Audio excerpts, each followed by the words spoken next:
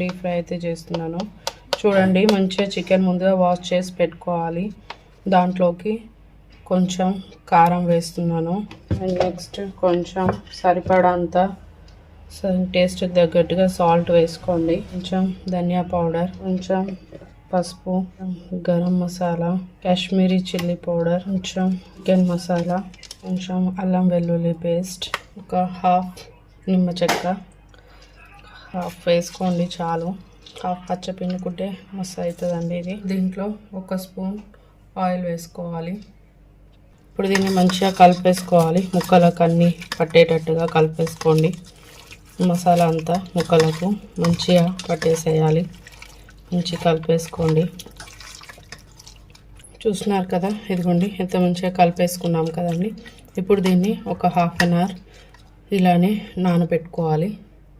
మంచిగా ముక్కలకు అంతా పడుతుందండి. ఈ ఫ్లేవర్ అంతా ముక్కలకు మంచిగా పట్టేస్తుంది. ఒక హాఫ్ అన్ అవర్ పెట్టేసుకోవాలి పక్కకి.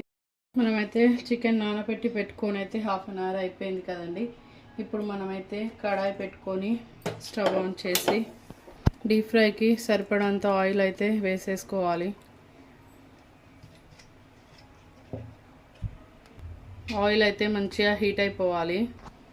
ఆయిల్ అయితే హీట్ అయిపోయింది. మనం హాఫ్ అన్ అవర్ ముందైతే నానబెట్టుకున్నాం కదండి. దీన్ని మంచిగా కలుపుకొని మ్యాగ్నేట్ చేసుకున్నాం కదా. దీన్ని ఇప్పుడు ఆయిల్లో అయితే వేసుకోవడమే. చిల్లుతుంది, కొంచెం జాగ్రత్త.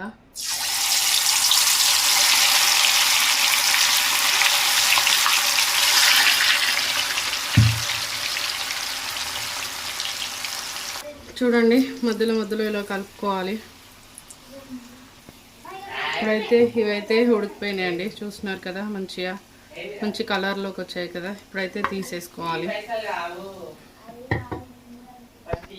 చూస్తున్నారు కదండి, ఇప్పుడైతే రెడీ అయిపోయింది. ఇలాంటి మరెన్నో వీడియోలు మీకు కావాలి అనుకుంటే మా ఛానల్ని సబ్స్క్రైబ్ చేసుకోండి.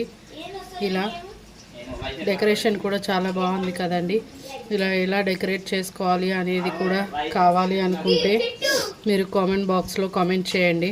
మీరు ఎలా చేసుకుంటారో చికెన్ డీప్ ఫ్రై అనేది కూడా నాకు కామెంట్ చేయండి అండి. Thanks for watching. Bye bye.